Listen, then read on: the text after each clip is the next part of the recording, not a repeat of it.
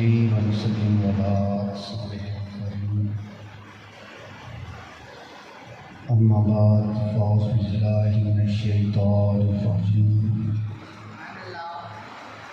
بسم الله الرحمن الرحيم قل لا أسألكم عليه أجرا إلا المودة في القربى۔ آج ذکر شادی حسین علیہ السلام کی محفل کا اہتمام کیا گیا اور یہاں پہ جتنے بھی لوگ شریک ہیں یہ اہل بیت کی محبت اور اللہ پاک کا عظیم احسان ہے ہم پہ کہ ہمیں اہل بیت کی محبت اور ان کی محفل میں آنے کی توفیق عطا فرمائی۔ جتنا بھی ہم اس کا شکر ادا کریں شکر کامل ہے۔ تو اللہ تعالیٰ نے انسان کو 4 تعلقات کے ساتھ پیدا فرمایا ہے۔ 4 تعلقات انسان کو عطا فرمائے ہیں۔ ان میں پھر ہر تعلق کے کچھ حقوق ہیں جو انسان ساری زندگی آہستہ آہستہ جب تک اس کی زندگی ہوتی ہے ان کو طے کرتا رہتا ہے۔ جتنے بھی حقوق ہیں اس کے تمام عمر کو ادا کرتا ہے۔ یہ وہ 4 تعلق ہیں اور ان سے متعلق حقوق ہیں جن کی بجاوری میں انسان سے انسان کامل کا سفر طے کر جاتا ہے۔ وہ 4 حقوق وہ 4 تعلق کیا ہیں؟ ان میں سے ایک انسان کا تعلق اللہ تعالیٰ کی ذات کے ساتھ ہے، دوسرا تعلق انسان کا اپنی ذات کے ساتھ ہے، اور اسی طرح تیسرا تعلق انسان کا دیگر انسانوں کے ساتھ ہے جس کے حقوق ہیں اور انسان ادا کرتا رہتا ہے۔ اور پھر اسی طرح ایک چوتھا تعلق ہے جس کے حقوق اور انسان ادا کرتا رہتا ہے۔ وہ حقوق اللہ تعالیٰ نے اس کائنات کو تخلیق فرمایا، اس کے کچھ حقوق ہیں۔ یہ وہ 4 طرح کے حقوق ہیں اور پھر 4 طرح کے تعلق اور ان کے بھی کچھ حقوق ہیں جن کی بجاوری میں انسان اپنی پوری عمر گزارتا ہے، یہاں تک کہ اللہ پاک اس کو ایک عام انسان سے لے اٹھا کر انسان کامل یا مرد مرتضیٰ کے مقام پر فائز فرما دیتا ہے۔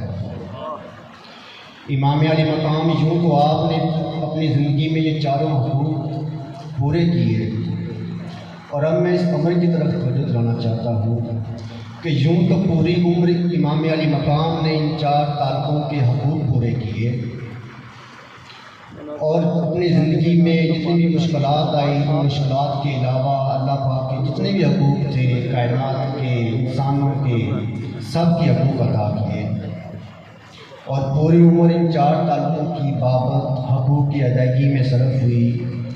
لیکن معرکہ کربلا وہ موقع ہے کہ جہاں پر امام علی مقام نے یہ 4 حقوق ایک مقام پر اکٹھے ادا کیے۔ اس موقع پر امام علی مقام نے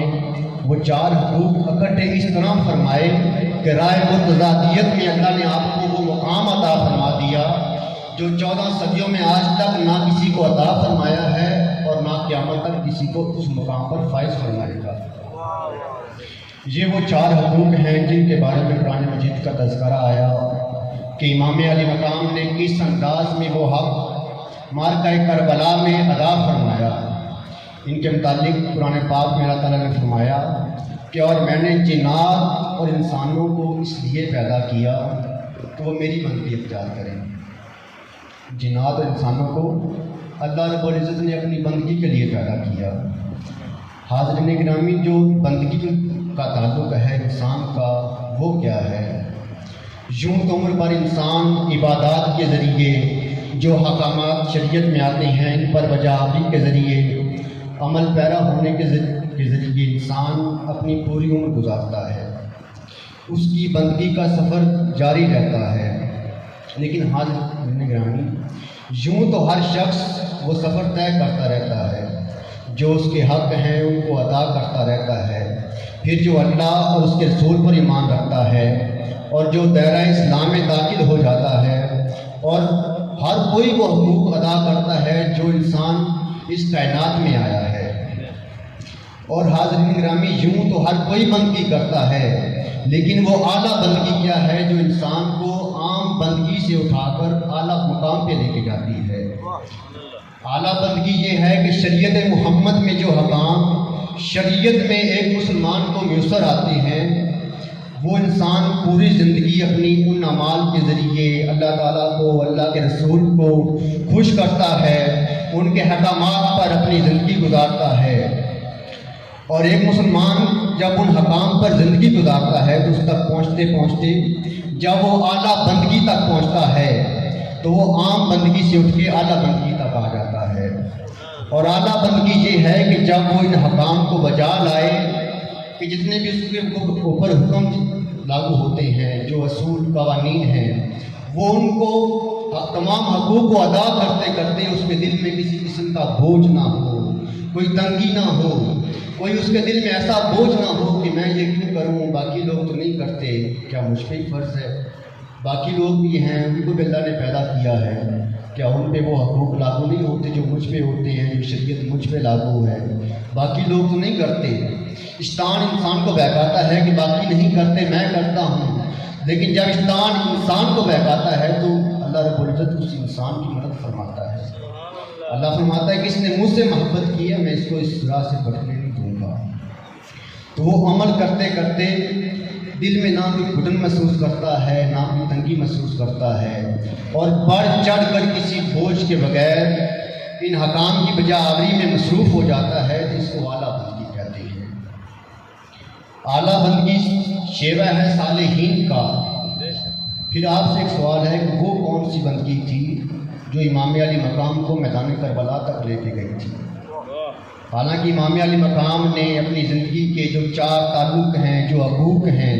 وہ تو پورے کیے،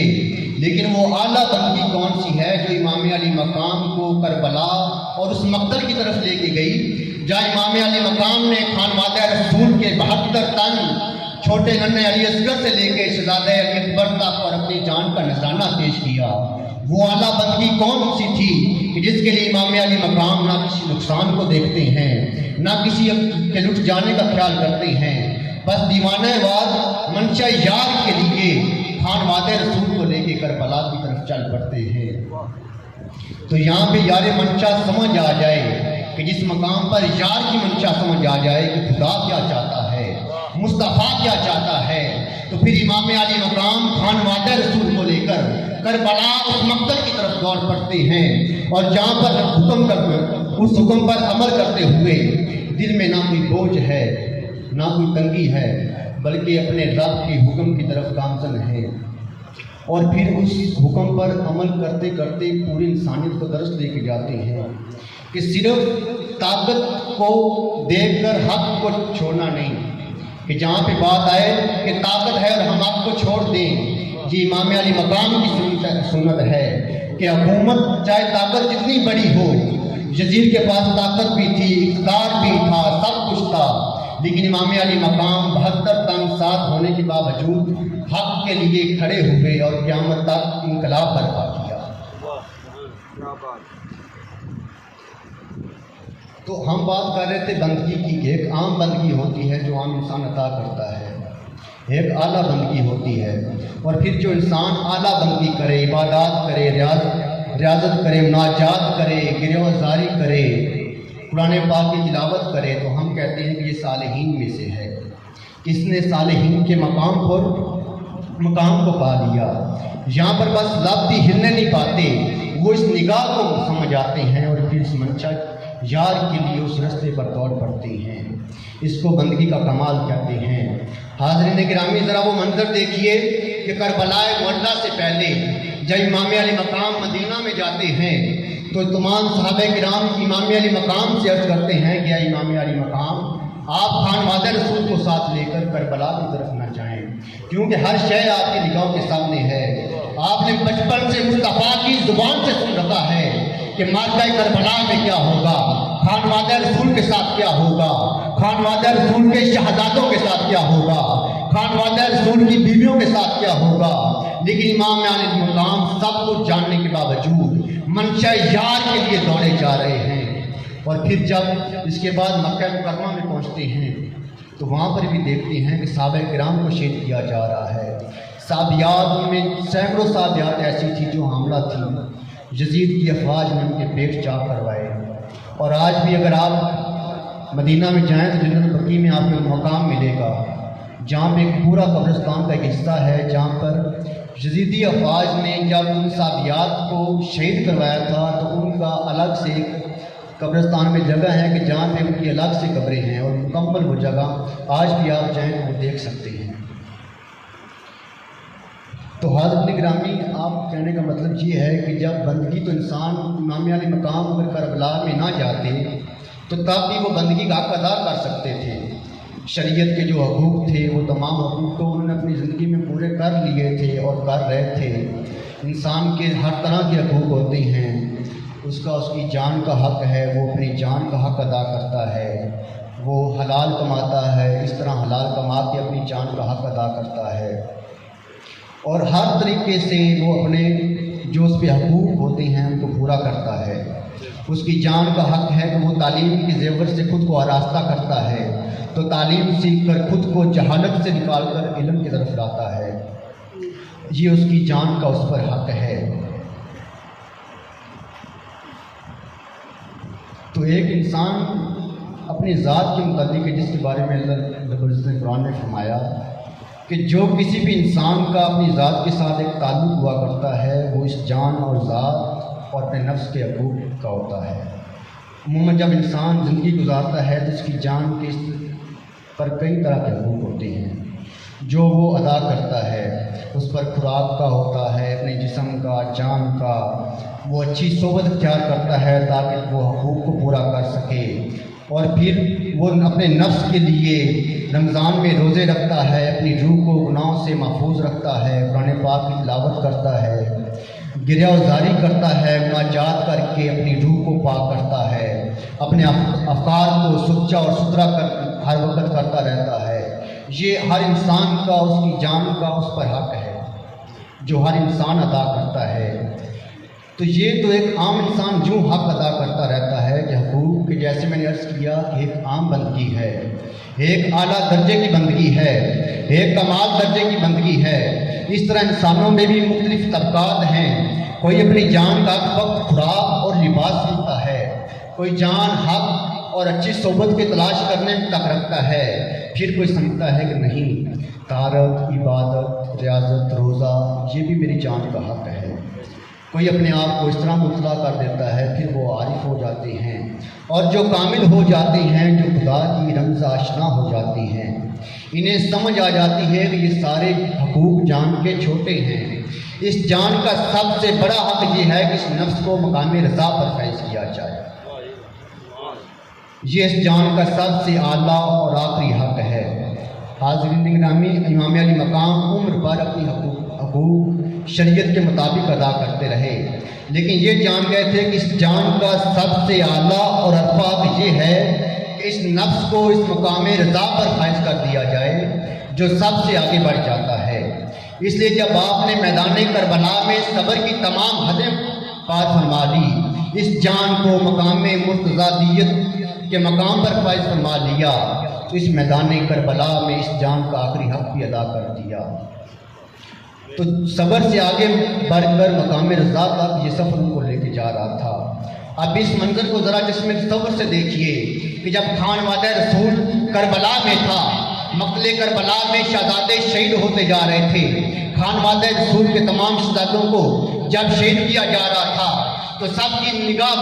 امام علی مقام پر تھی۔ تمام یزیدی افواج یہ سوچ رہے تھے کہ بس اب کچھ دیر، کچھ لمحے بعد امام علی مقام ہم سے مدد مانگیں گے، کیونکہ ان کے شہزادے شہید ہوتے جا رہے ہیں، یہ ہم سے پانی مانگیں گے، یہ ہم سے مدد مانگیں گے۔ یہ ان کی چاہت تھی کہ امام علی مقام ان سے مدد مانگیں گے، لیکن یہ سب سے بڑی ان کی بھول تھی۔ یہ مصطفیٰ کا شہزادہ ہے جس کی تربیت مصطفیٰ نے کی ہے، جو مصطفیٰ کی گود میں پلا بڑا ہے، جس نے فاطمہ کا روح دیا ہے، جس کے اندر مولا علی کا خون ہے۔ یہ شہزادہ کوئی عام شہزادہ نہیں، جس کا باپ، جس کا نانا کبھی کسی باطل کے سامنے نہیں جھکے، وہ شہزادہ رسول کس طرح کسی یزید کے سامنے، کسی باطل کے سامنے جھکے گا، جس کی تربیت اس انداز سے کی گئی تھی کہ بیٹے جان بھی چلی جائے، تن من ہر چیز قربان کر دینا، لیکن حق کے لیے کبھی کسی باطل کا ساتھ نہ دینا، اگر اپنی جان بھی چلی جائے تو باطل کے سامنے سر نہ جھکانا۔ امام علی مقام سب کچھ دیکھ رہے تھے کہ میدان کربلا میں خانوادہ رسول کی جانیں لی جا رہی ہیں، خانوادہ رسول پر ہر طرح کے ظلم ڈھائے جا رہے ہیں۔ ننھے علی اصغر کا لاشا امام علی مقام اٹھا کر لاتے ہیں، امام علی اکبر کا جوان لاشا تھام کر لو لوان اس ریگزار میدان میں لاتے ہیں، تو سیدہ فاطمہ سلام اللہ علیہا یہ کہتی ہوں گی کہ اے میرے بیٹے حسین بس کچھ دیر کا صبر ہے، پھر تو مقام رضا پر فائد ہونے والا ہے۔ اے میرے بیٹے حسین تو آج اس جدیدی افواج کے سامنے، ان باطلوں کے سامنے نہ جھکنا، پھر جب امام علی اکبر کا لاشا اٹھا کر لاتے ہوں گے تو امام علی اکبر کا جب لاشا تھام کر اٹھا لاتے ہوں گے تو مولا علی کہتے ہوں گے کہ اے بیٹا میرے خون کی لاج رکھ لینا، بس کچھ دیر کا صبر ہے، پھر تو مقام رضا پر فائد ہونے والا ہے۔ اور جب تمام شہزادے شہید ہو گئے تو یزید اس انتظار میں تھے کہ اب امام علی مقام جھک جائیں گے، امام علی مقام ہم سے مدد مانگیں گے۔ وہ اس سوچ میں تھے کہ تاجدار کائنات کہتے ہوں گے کہ اے میرے حسین تجھے میری تاجداری کا واسطہ ہے، تجھے میرے خون کا واسطہ ہے، تجھے میرے تاجدار میرے مصطفیٰ ہونے کا واسطہ ہے، اے میرے بیٹے حسین تجھے میری اس سواری کا واسطہ ہے جو میں نے نماز کو لمبا کر کے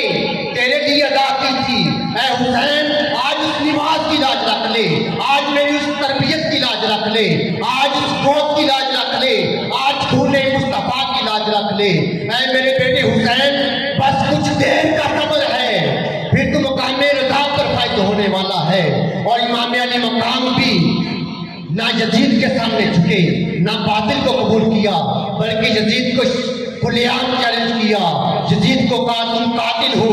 تم دین فروش ہو، تم دین کی اقدار کو ختم کرنے والے ہو، اسے کہا تم دھانی ہو، تم میرے مصطفیٰ کے دین دشمن ہو، تو نے میرے مصطفیٰ کے دین کو نقصان پہنچایا ہے۔ میں اپنے نانے کا دین بچانے کے لیے اپنا خانوادہ رسول لٹا کر بھی کربلا میں اپنے نانے کا دین بچا دوں۔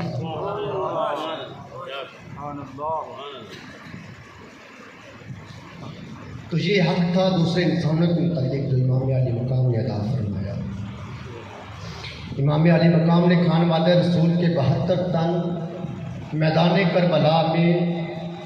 شہید کروا کے امت کو سبق دیا کہ حق کے لیے ڈٹ جانا، حکومت ہو، طاقت ہو، اقتدار ہو، یہ ہمیشہ ایک نہ ایک دن ختم ہو جاتا ہے، لیکن حق کی جیت تا قیامت ہوتی ہے۔ امام علی مقام نے یوں یہ حق ادا فرمائے۔ اسی طرح تیسرا اس کا حق، چوتھا جو حق ہے کہ جس طرح قرآن نے توجہ مرکوز کروائی، آئیے دیکھیے کہ چوتھا حق امام علی مقام نے اس طرح ادا فرماتے ہیں۔ تین تو سمجھ آ گیا کہ بندگی کا حق میدان کربلا میں ادا فرمایا، پھر امام علی مقام نے اپنی ذات کا حق بھی ادا فرما دیا، پھر جو حق اللہ کی ذات کے متعلق تھا وہ بھی ادا فرما دیا، تو جو دیگر انسانوں کا حق تھا وہ بھی امام علی مقام نے اپنی جان کا نذرانہ دے کر ادا فرما دیا۔ تو اب اس کائنات پر ذرا غور کر لیجئے، اللہ پاک نے اس کائنات کی بنیاد متضاد رویوں، جذبات اور اشیاء پر رکھی ہے۔ مثال کے طور پہ کہ جیسے رات ہے اس کے مد مقابل دن ہے، جیسے اندھیرا ہے اس کے مد مقابل روشنی ہے، کہیں بدبو ہے تو اس کے مد مقابل خوشبو ہے، کہیں جہالت ہے تو اس کے مد مقابل علم ہے۔ ہر چیز اللہ پاک نے جو کائنات میں بھیجی اس کا متبادل بھیجا، جو چیز نیگیٹو ہے اس کا پازیٹیو بنا کے بھیجا،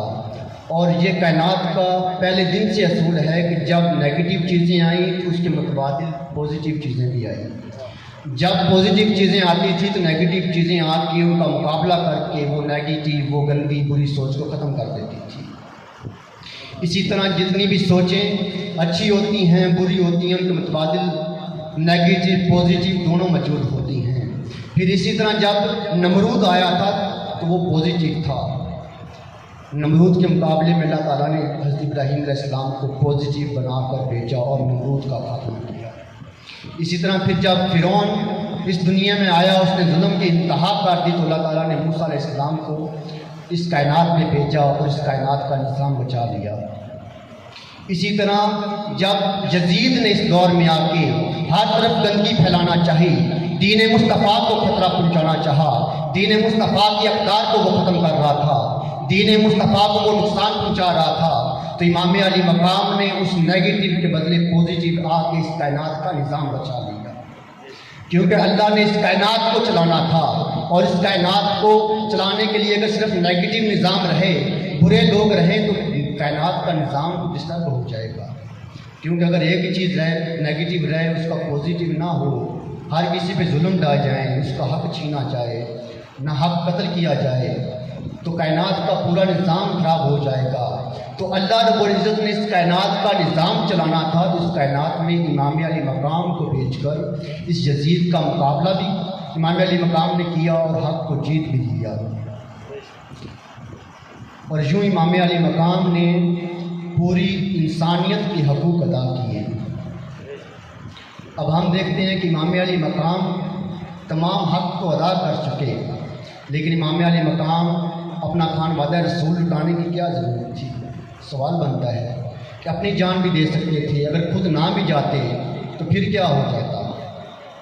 امام علی مقام اپنے تمام حق کو ادا کر رہے تھے، لیکن میدان کربلا میں جانے کی کیا ضرورت تھی؟ میدان کربلا میں اس لیے گئے تھے کہ ان کی تربیت مصطفیٰ نے کی تھی، ان کی تربیت سیدہ فاطمہ نے کی تھی، ان کے اندر خون علی تھا جو ان کو میدان کربلا تک لے کے گیا تھا۔ اور ایک بات کہ غم حسین میں رونا سنتے مصطفیٰ ہے، جو غم حسین میں نہیں روتا وہ اس نامبرائے نام مسلمان ہے، کیونکہ سنتے مصطفیٰ ہے غم حسین میں رونا۔ جب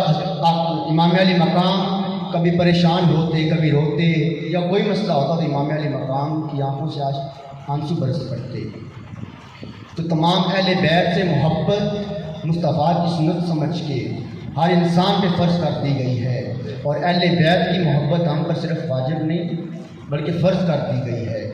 کہ جس طرح باقی چیزیں فرض ہیں، اسی طرح اہل بیت کی محبت بھی ہم سب پر فرض ہے۔ تو یوں امام علی مقام نے میدان کربلا میں یزید کے تمام چیلنج کو ایکسیپٹ کیا، اس کی تمام جو چیزیں تھیں ان کو ختم کرنا چاہا۔ جب یزید نے یہ کہا امام علی مقام سے کہ آپ صرف شریعت کو سنبھال لیں، میں سیاست کو سنبھال لیتا ہوں، آپ دین کا کام کریں، آپ نمازیں پڑھائیں، مسجد کو سنبھالیں، سب کام کریں، میں آپ کو نہیں پوچھوں گا، آپ مجھے نہیں پوچھنا۔ لیکن امام علی مقام نے یزید کی آنکھوں میں آنکھیں ڈال کے کہا کہ نہیں، یہ میرے مصطفیٰ کا دین نہیں ہے، میرے مصطفیٰ کا دین یہ ہے کہ سیاست میں آ کے جو حق اور باطل، جو باطل ہو اس کو باطل کو ختم کر کے حق لایا جائے، حق کی فتح یابی ہو۔ تو یوں امام علی مقام نے میدان کربلا میں خانوادہ رسول کو بھی لٹایا، ننھے علی اصغر کو بھی لٹایا، اور اپنے جوان بیٹے علی اکبر کو بھی لٹایا۔ اسی طرح امام حسن کے شہزادوں کو بھی میدان کربلا میں لٹایا۔ اور جب یہ آخری وقت تھا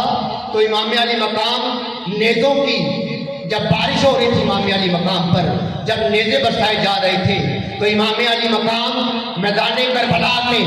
مقتل میں اس طرح حق ادا کرتے ہیں کہ قیامت تک ان جیسا کوئی حق ادا نہیں کر سکتا۔ امام علی مقام کے سامنے جو آتا ہے، امام علی مقام بازی سے اس کا مقابلہ کرتے جا رہے ہوتے ہیں، اور جو امام علی مقام شہادت کے مقام پر قائد ہو جاتے ہیں۔ اور اس نقشے کو شاعر نے کیا خوبصورت انداز میں پیش کیا ہے کہ ہم جامع شہادت جھوم جھوم کر پیا کرتے ہیں، بلکہ اس طرح کہیے کہ ہم علی والے جامع شہادت جھوم جھوم کر پیا کرتے ہیں، یہ جینا بھی کیا جینا، ہم تو سر کٹا کر جیا کرتے ہیں، ہم تو سر کٹا کر جیا کرتے ہیں۔ اب ہم دیکھتے ہیں کہ میدان کربلا کے بعد اس سے پہلے کا واقعہ حضرت امام حسن رضی اللہ تعالیٰ عنہ کا، تو وہ ایک خواب دیکھتے ہیں کہ آقا علیہ السلام نے دیکھا کہ بنو امیہ میرے ممبر پر بیٹھی ہے۔ تو آقا علیہ السلام جب خواب سے بیدار ہوتے ہیں تو آقا علیہ السلام کے قلب ازل پر بوجھ ہوتا ہے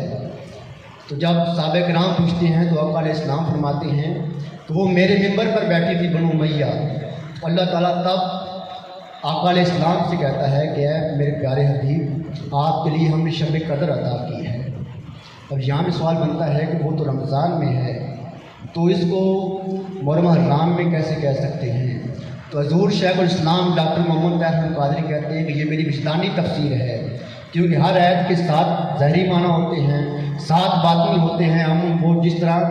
7 ظاہری ہوتے ہیں، باطنی ہوتے ہیں، اسی طرح حضور شیخ الاسلام نے اپنی وجدانی تفسیر کی ہے اور کہا ہے کہ جب بنو امیہ کو 1000 ماہ ملے، انہوں نے 1000 ماہ حکومت کی اور 1000 ماہ میں دین مصطفیٰ کو نقصان پہنچایا،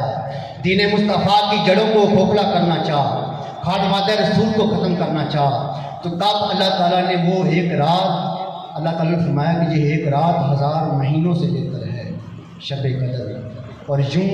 اللہ تعالیٰ نے وہ جو بوجھ تھا وہ بوجھ ختم کرنے کے لیے آقا علیہ السلام کو یہ عظیم رات عطا فرمائی۔ اللہ پاک سے دعا ہے کہ اللہ پاک ہمیں اہل بیت سے محبت کرنے کی توفیق عطا فرمائے، ان کے نقش قدم اور ان کی محبت مودت میں ہمیشہ ہمہ تن گوش ہر کام کرنے کی، ان پر عمل کرنے کی توفیق عطا فرمائے۔